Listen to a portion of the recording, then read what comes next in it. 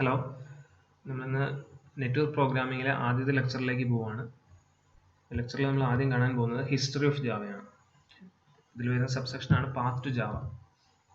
അടുത്ത point, development of a new programming language has mainly two purpose. ഒരു പുതിയ programming language develop ചെയ്യുമ്പോൾ പ്രധാനമായും രണ്ട് കാരണങ്ങൾ കൊണ്ടാണ്, അല്ലെങ്കിൽ രണ്ട് ആവശ്യങ്ങൾക്ക് വേണ്ടിയിട്ടാണ് പ്രധാനമായും നമ്മൾ പുതിയ പ്രോഗ്രാമിംഗ് ലാംഗ്വേജ് ഡെവലപ്പ് ചെയ്യുന്നത്. ഒന്നാമത്തെ ആവശ്യം, to address the problem of existing languages. ഇപ്പോൾ ഓൾറെഡി കുറേ പ്രോഗ്രാമിംഗ് ലാംഗ്വേജസ് അവൈലബിൾ ആണ്, പക്ഷെ ആ ലാംഗ്വേജസിന് എന്തൊക്കെയോ ഡ്രോബാക്സ് ഉണ്ട്. ആ ഡ്രോബാക്സ് പരിഹരിക്കുക, ഇതാണ് ഒന്നാമത്തെ ആവശ്യം. രണ്ടാമത്തത്, allow programmers to make use of evolving technology. ഇപ്പോൾ ടെക്നോളജി ഇവോൾവ് ചെയ്യുന്നതിനനുസരിച്ച്, പുതിയ ടെക്നോളജിക്കൽ ഫീച്ചേഴ്സ് കമ്പ്യൂട്ടേഴ്സിൽ ആഡ് ആവുന്നതിനനുസരിച്ച് ആ ഓരോ ഫീച്ചേഴ്സും യൂസ് ചെയ്യാൻ വേണ്ടിയിട്ടുള്ള ഇൻസ്ട്രക്ഷൻസ് പ്രോഗ്രാമിംഗ് ലാംഗ്വേജസിലേക്ക് ആഡ് ചെയ്യുക, അല്ലെങ്കിൽ ആ പുതിയ ടെക്നോളജീസ് യൂസ് ചെയ്യാനുള്ള ഇൻസ്ട്രക്ഷൻസ് ഉള്ള ഒരു പ്രോഗ്രാമിംഗ് ലാംഗ്വേജ് ഡെവലപ്പ് ചെയ്യുക. ഇതാണ് രണ്ടാമത്തെ പർപ്പസ്. ഇപ്പോൾ ഏതൊരു പ്രോഗ്രാമിംഗ് ലാംഗ്വേജിൻ്റെയും ഡെവലപ്മെൻറ്റിലേക്ക് ലീഡ് ചെയ്യുന്ന രണ്ട് മെയിൻ ഫാക്ടേഴ്സ് ഇത് രണ്ടുമാണ്. Programming languages like Fortran where special purpose and target only a special group of users. ഇപ്പോൾ ഫോർട്രാൻ എന്ന് പറയുന്നത് വളരെ 1960കളിൽ വളരെ പ്രാബല്യത്തിലുണ്ടായിരുന്ന ഒരു പ്രോഗ്രാമിംഗ് ലാംഗ്വേജ് ആണ്. ഫോർട്രാനിൻ്റെ ഫുൾ ഫോം ഫോർമുല ട്രാൻസ്ലേഷൻ എന്നാണ്. ഫോർട്രാൻ്റെ യൂസ് എന്ന് പറയുന്നത് സയൻറ്റിഫിക് ആപ്ലിക്കേഷൻസ് ആയിരുന്നു. അപ്പം സയൻറ്റിഫിക് ആപ്ലിക്കേഷൻസിന് മാത്രമേ ഫോർട്രാൻ കൺവീനിയൻ്റ് ആയിരുന്നുള്ളൂ. മാത്രമല്ല, ഫോർട്രാൻ്റെ യൂസേഴ്സ് എന്ന് പറയുന്നത് അക്കാഡമിഷ്യൻസ് ആയിരുന്നു. സയൻറ്റിസ്റ്റുകളും അക്കാഡമിക്സിൽ നിൽക്കുന്ന ആൾക്കാർ മാത്രമാണ് മെയിൻലി ഫോർട്രാൻ യൂസ് ചെയ്തിരുന്നത്. അപ്പോൾ ഇങ്ങനെ ഇരിക്കുകയാണ് സി എന്ന് പറയുന്ന ലാംഗ്വേജ് ഡെവലപ്പ് ആവുന്നത്. അപ്പോൾ C was the result of need for A structured efficient high level language that could replace assembly code. അപ്പോൾ മെയിൻലി സീൻ്റെ പർപ്പസ് എന്ന് പറയുന്നത് അസംബ്ലി കോഡിനെ റീപ്ലേസ് ചെയ്യുന്നതായിരുന്നു. അപ്പോൾ ആ സമയങ്ങളിൽ, സി ഡെവലപ്പ് ചെയ്യുന്ന സമയങ്ങളിൽ ഓപ്പറേറ്റിംഗ് സിസ്റ്റംസും കമ്പൈലേഴ്സും പോലെയുള്ള സിസ്റ്റം സോഫ്റ്റ്വെയർസ് നമ്മൾ എഴുതിയിരുന്നത് അസംബ്ലി കോഡ് യൂസ് ചെയ്തിട്ടാണ്. അസംബ്ലി കോഡ് നിങ്ങൾ മൈക്രോ പ്രോസസ്സറിൽ കണ്ടു കാണും.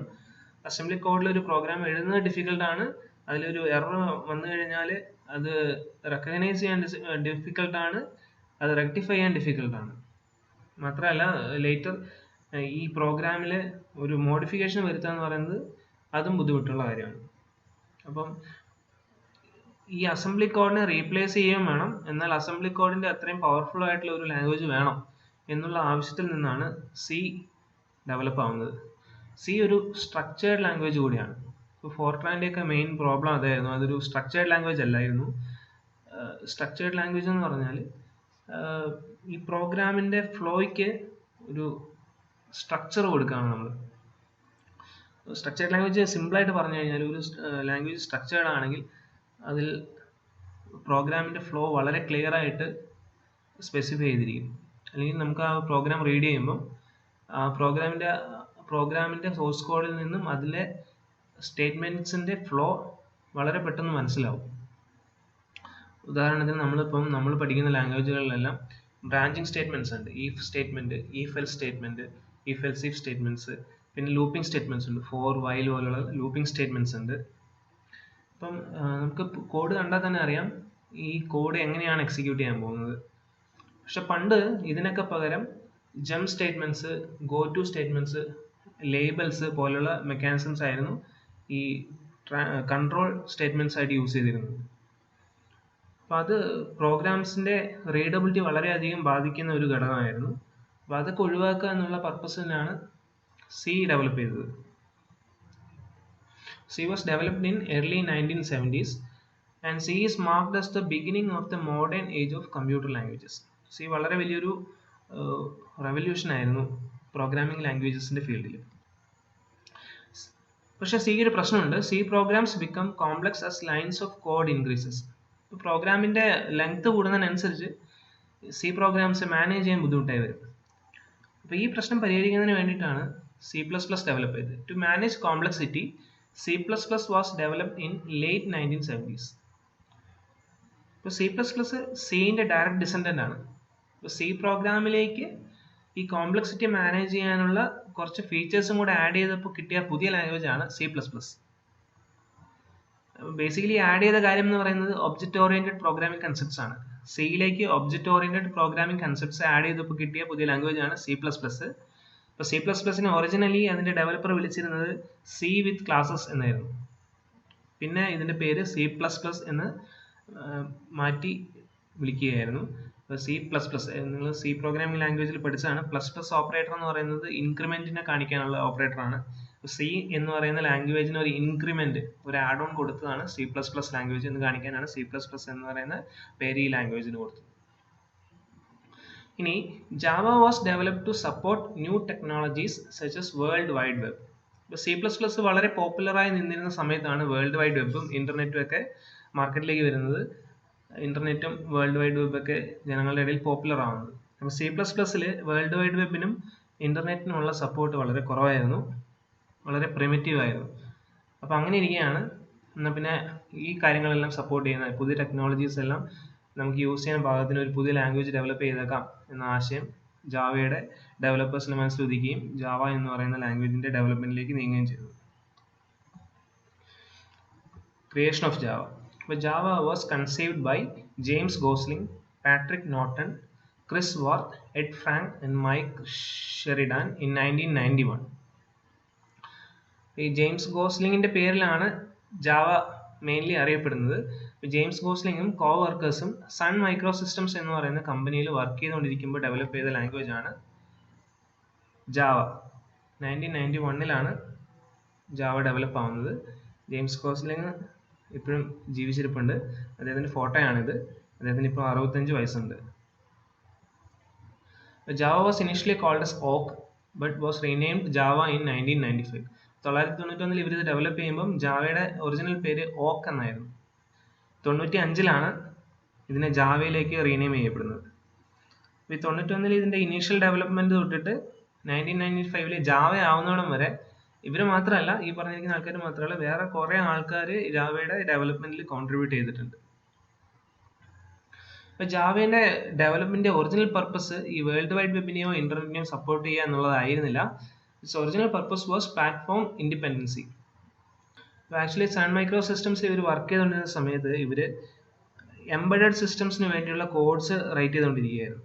എംബഡഡ് സിസ്റ്റംസ് എന്ന് പറഞ്ഞാൽ സ്മോൾ ഇലക്ട്രോണിക് ഡിവൈസസ് ആണ്. അതായത് മൈക്രോ കൺട്രോളറും ആ ഒരു സിസ്റ്റം മൊത്തം ഒരു ചെറിയ ഡിവൈസിൽ വരുന്ന സ്മോൾ സിസ്റ്റംസ് ആണ്. ഉദാഹരണത്തിന് വാഷിംഗ് മെഷീൻ ഒരു എംബഡഡ് സിസ്റ്റത്തിന് ഉദാഹരണമാണ്. മൈക്രോവേവ് അവൻ പോലുള്ള ഇലക്ട്രോണിക് ഉപകരണങ്ങൾ.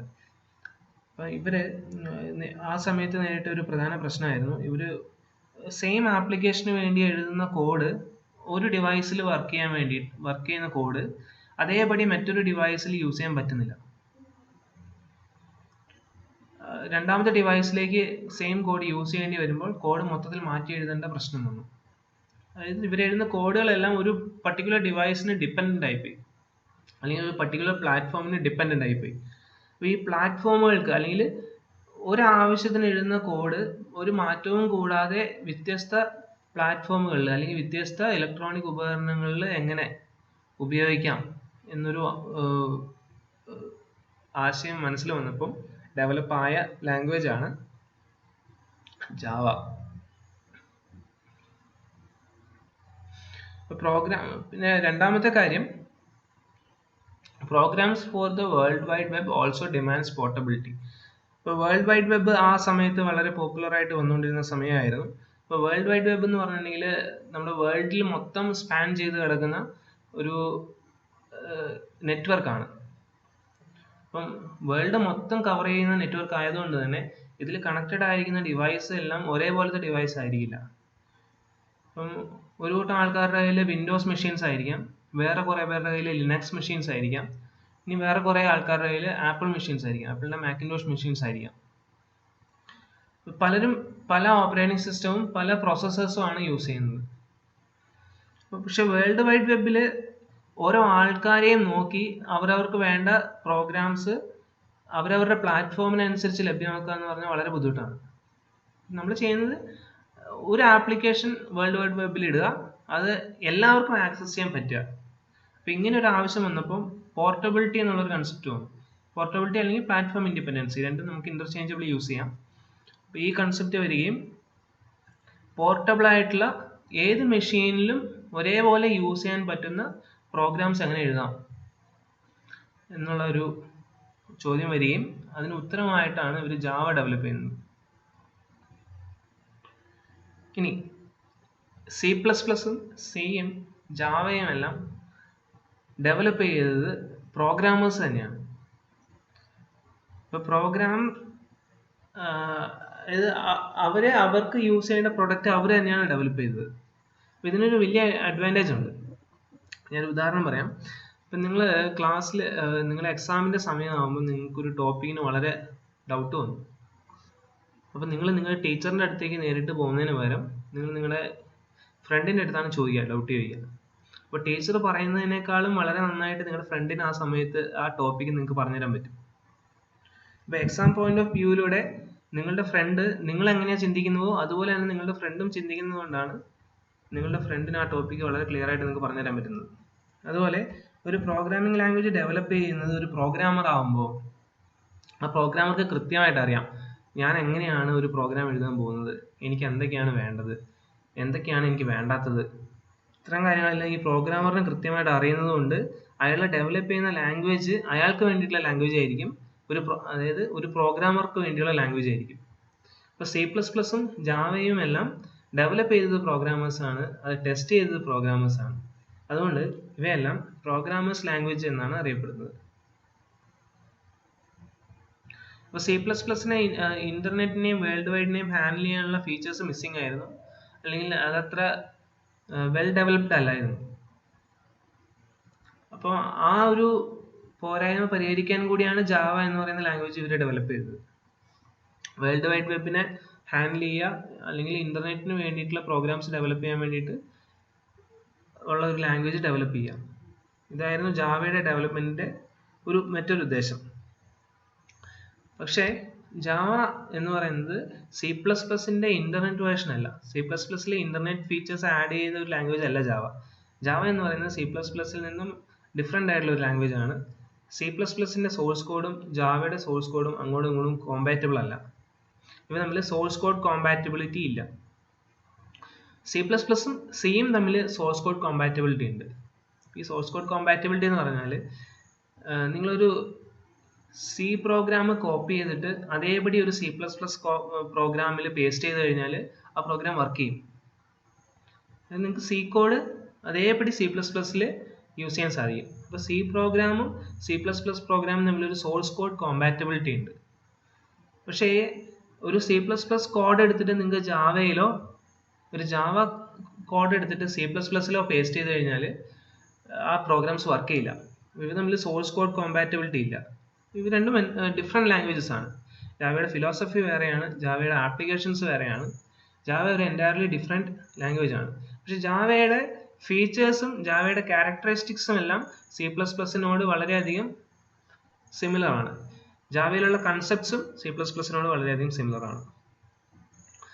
Java is not intended to replace C++ന് പകരക്കാരനായിട്ടല്ല ജാവ വന്നത്. C++ അത് അതിൻ്റെ വഴിയെ പോകും. C++നോട് കൂടെ ജാവയും നിലനിൽക്കും. C++ന് അതിൻ്റെതായ ആപ്ലിക്കേഷൻസ് ഉണ്ട്, ജാവയ്ക്ക് അതിൻ്റെതായ ആപ്ലിക്കേഷൻസ് ഉണ്ട്. ജാവ C++ന് പകരമല്ല, C++ ജാവയ്ക്കും പകരമല്ല.